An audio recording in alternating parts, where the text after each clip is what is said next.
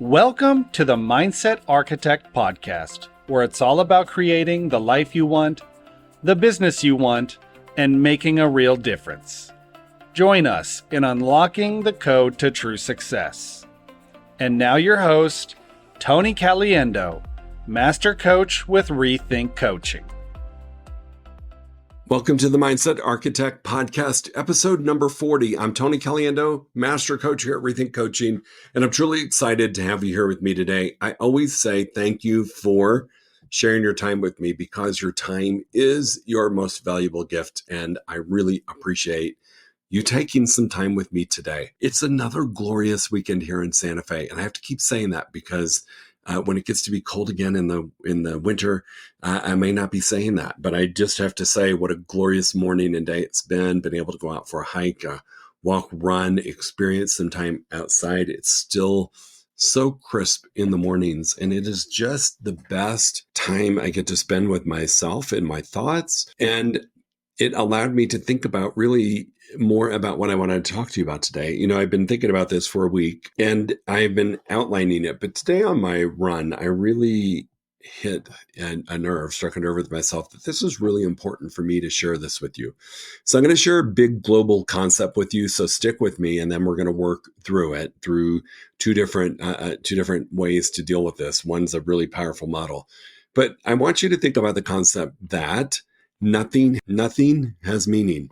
This was one that I really struggled with. If I'm going to be completely honest with you, when a coach that I had, this is probably, 10 or 15 years ago, when a coach that I had expressed this to me, that nothing has meaning, I was like, what do you mean? Everything has meaning. Everything in life has a meaning. My God. And they really challenged me to think about it, right? Nothing has meaning until you assign it to it. And I have to tell you, it really annoyed me, if I'm completely honest, when I first heard this.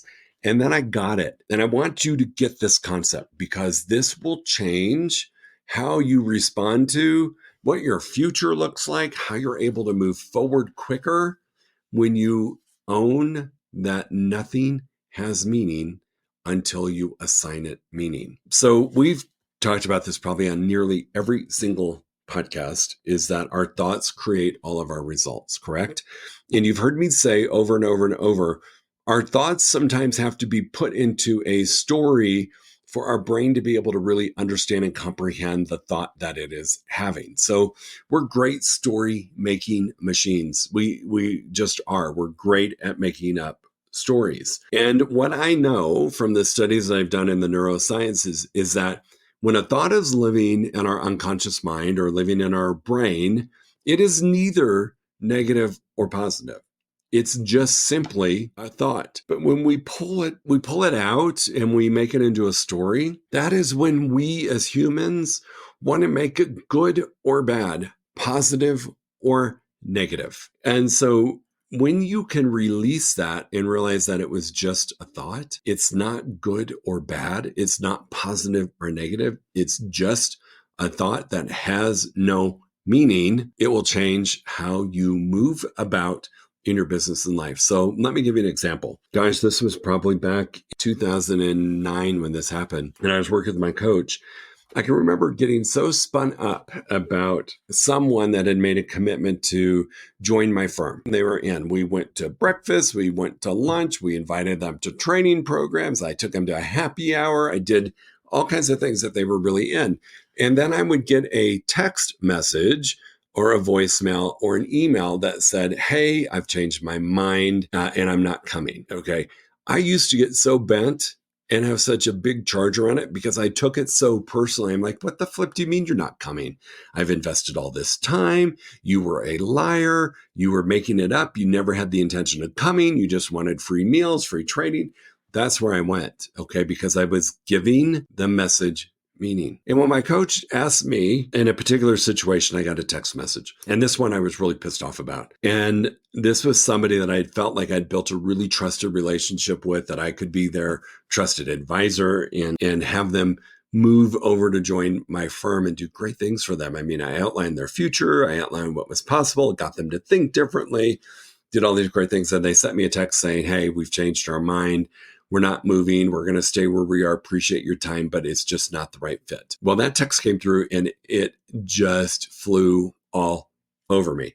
And I was having this conversation with my coach at the time, and she said, "Can I ask you specifically what just happened?" She's like, "Take the emotion out of it and tell me what activity just happened that created the story." And I was like, "Well, they sent this shitty text and it was terrible." And she said, "Stop. What did they really do?" "Well, they sent a text. That's it. They sent a text." And all of a sudden you have assigned meaning to it. It was a hateful text. It was a hurtful text. It was, they didn't mean what they were saying. They were using me. I assigned all kinds of stuff to it, right? It was a horrible text message. It was terrible. It was just a text message. That's it. And when I had that moment where the light bulb came on, that the circumstances, so remember the model, right? Circumstance, so something happens. I have a thought, feeling, action, and result. The something happens or the circumstance is really neutral. It's truly neutral. They sent a text and canceled. They sent me an email saying they were no longer going to do what they committed to do. They called me and told me that they weren't going to move forward with the purchase. It just was not right for them or their company. However they communicate, their direct message, whatever it was. And when you just sit in the space of that's all they did was send a message. And I'm pulling that thought now to my conscious mind. This is when you have the choice to make up a story around it or not, to allow it to be a neutral event or to assign it meaning. We do this good and bad, right? Like early on, in a relationship, you might get a text about, "Hey, really looking forward to going to dinner." Right? Or "I'm looking forward to seeing you on Friday." Awesome. I might assign it meaning. "Oh my gosh, this is the best thing in the world. I can't wait they clearly want to see me. They're super excited. They reached out before our upcoming date or the upcoming time that we're going to get together." Well, what if the text about "looking forward to seeing you Friday" meant that they were going to tell me they no longer wanted to move forward in the relationship? It's possible. But I assigned it this meaning, this really positive meaning. So it works both ways, positive and negative, good and bad, healthy, unhealthy. Nothing has meaning until we give it meaning. A thought in your head has no emotion to it. A thought in your head is not good or bad. It's simply a thought. We as humans want to attach something to it, which allows us to create a story around it. So when my coach challenged me on that, forever and ever from that point forward, I just looked at things of, was just an email. Oh, they sent me a voicemail. Awesome. What did it mean? I'm not going to give it any positive or negative. They sent me communication. That's it. It allows you to digest information. It allows you to show up in a different space of maybe asking some more powerful questions, maybe digging a little bit deeper to find out what was really going on before I assigned it a meaning. Somebody could send me a text saying, "Hey, we're not going to join your firm right now. I appreciate it. It's just not the right time." I can have this volatile reaction and send them a really crappy text message back like, "Oh my gosh, sorry to hear this. I feel like we've wasted time. I've spent all this money on meals on you and entertaining and bringing you to coaching and training, and here you are not coming. Well, all the best." What if they really just meant, "I can't come now, but I can come in the next 30 days or in 60 days, I'll be joining you." You just torched a bridge because you assigned meaning to something. It happens all the time. So taking a position in neutral when it comes to the circumstance that's creating the thought, feeling, action, results will change your world and allow you to show up in a much stronger position. It's that whole thing, right? When you assume you're going to ask out of you and me, it's really kind of along those same lines is stop creating the story that you need to allow your brain to process what's just happened. It was just a text. It was just an incident. It was just an email. That's it. Stay neutral. It will change things. Now, I want to talk to you about, though, how things typically work, because I want you to get a better understanding of this so you can say, "Oh my gosh, I do this all the time." I learned this a long time ago. We as humans are phenomenal storytelling machines. We just are. And it goes to my theory of stories help us digest thoughts that we have. They just do. And so I want you to think about this model around you telling yourself a story. So something has happened, a text message, an email, a conversation, whatever it is, and you want to process it. So you make up a story. So, they weren't serious. They were such a waste of my time. They were never we're going to do this, right? We start to make up a story. So step number one is something happens. Step number two is you make up a story around it. And usually you make it up with a charge, right? They weren't going to do it. They totally wasted my time. You make up that story. Step number three, you have a reaction to it. So you're pissed, or you're angry, or you're sad, or you feel harmed. You have a reaction to it. Gosh, I'm really sad that they did that. I'm really angry that they did that. I cannot freaking believe that they've made this decision, right? You have a reaction, or what I like to say, you have a charge around it. An emotional charge, right? A reaction really is an emotional charge. So I want you to think about this. We've all had it happen. Something happens, right? You've created the story, and you can feel an impact. You can feel your blood pressure go up. You can feel your heartbeat. You can feel your stomach sink. You can feel a gut punch. You can feel these things. That's when you have the reaction.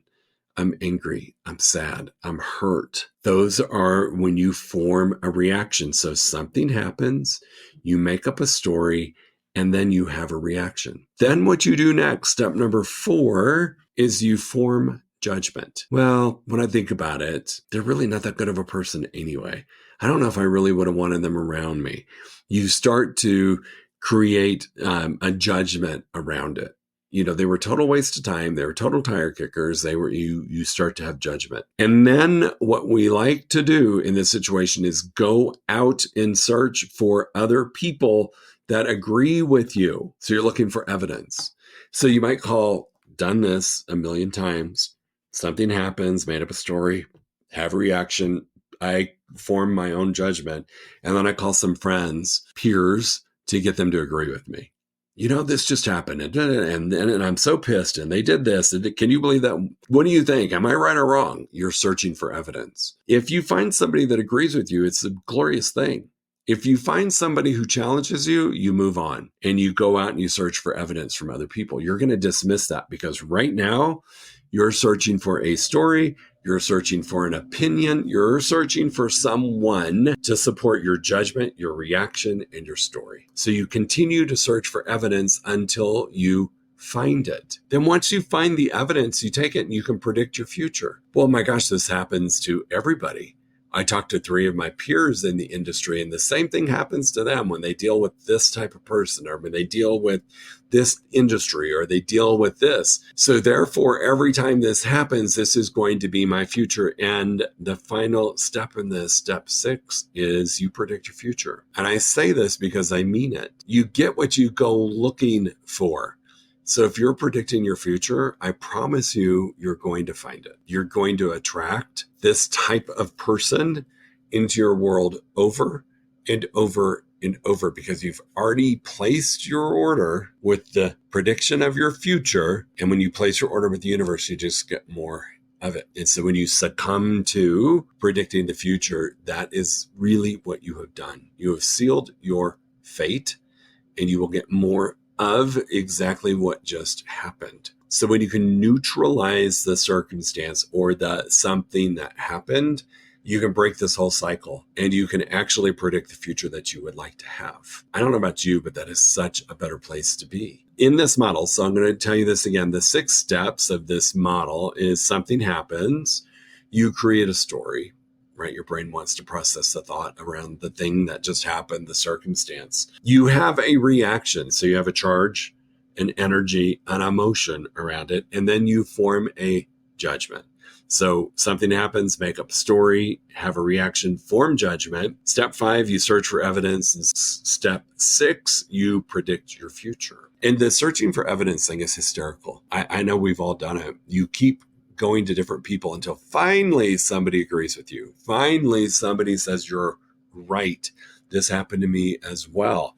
And you start to gather more and more and more evidence to support the story you made up, the reaction you're having, and the judgment you've made, so that now you can predict your future and protect yourself from something like that ever happening again. And really what you've done is made something mean something and run with it. When you feel step number 3, this is critical. So if you want to break this cycle and have a different future, step 3, where you have a reaction, is where you need to become aware that you are on this path of creating a story and predicting your future. So if you have a charge or you experience an extreme emotion, or when your emotion is disproportionate to what happened, it's a good indication that you're in this model. When you're feeling anger, fear, sadness, or guilt, you're in this model. If you can catch it at reaction and stop yourself from forming a judgment, is when magic can happen. So let's just say, for example,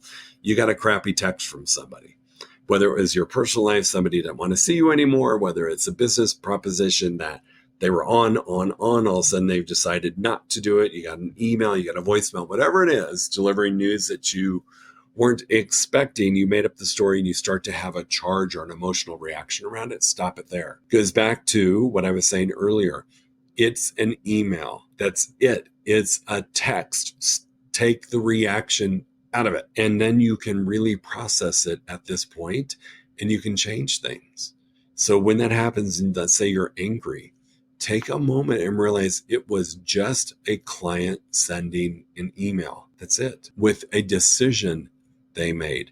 That's it. When I can get to a calmer place and I ditch the reaction, I can actually have an intelligent conversation with the client or with whoever it was that sent me the text or the email or the voicemail or a handwritten note. Who knows how they communicated it with you? Or they did something like no-showed or whatever it is. That's when you gain your power back, is when you dismiss that whole reaction piece and you can say, okay, this just happened. What can I learn from it? They just sent me a text telling me they made a different decision. That's it. What could I do to learn from this? What could I do to ask some really powerful questions? So then I can create a really great judgment. I don't have to go searching for evidence because I've got all the answers directly from the person. And then I can predict my future. You know what? I'm really good at sales. This person just wasn't ready for my product or my service. And ultimately what it's done is remove that person from my space and allows me to attract higher level clients. Nipping it at the have a reaction, step number 3, is your key to having a different outcome. It really is. So I will tell you, when somebody first introduced this to me, I thought they were crazy because in my world, everything has meaning. It's not neutral. Right? The message being delivered is not neutral. And so I really struggled with this. And I just want you to invite you to think about what's the activity, not what I want to make it mean. They sent a text. They didn't show up for dinner. They used a different sales agent. They booked with a different realtor. That's it. Stop there and rewrite your story, because this little cycle of these 6 steps can create the future that you really don't want to have, but you've predicted it, you've placed your order, and you're going to get more of it. So circumstance, something happens, is neutral. Best gift you can give yourself. Staying in a neutral position prevents this whole landslide of other things. So I just want to invite you to think about that. It's a game changer. I will tell you, it has changed my world completely. If I have a client who opts to not enroll in one of our programs, I totally neutral. That's the decision they made, period. I don't get frustrated. I don't get upset. I don't want to take on this huge challenge and get to force them to do it. I just don't. It's just a neutral situation. That's it. Allows me to show up completely different. So if you're struggling with this, I say this all the time.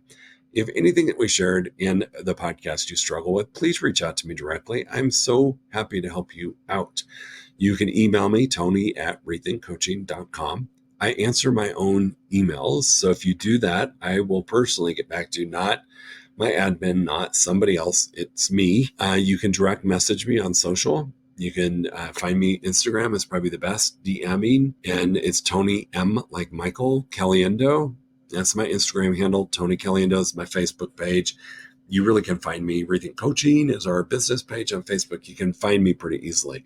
My promise is if you reach out to me, I will be the one to respond to you. And I'd be happy to help you out any way that I can. This is a game changer when you realize that everything is neutral until you make it not neutral. Have a great week. Go out and enjoy yourself. It is the first week of June. Not quite sure how that happened so quickly, but here we are. Set great intention for your upcoming week. Really practice staying in a position of neutral. And I promise you, you're going to have a different week than you've ever had before. See you later, friends. See you in a week. Thanks so much. If you enjoyed listening to this podcast, you must come check out the Mindset Architect Group coaching program. It's our monthly program where we explore the power of your mindset, help you identify what you truly want in business and life, and then help you reach those goals. Come check us out at rethinkcoaching.com/group-program. That's rethinkcoaching.com/group-program. We'll see you there.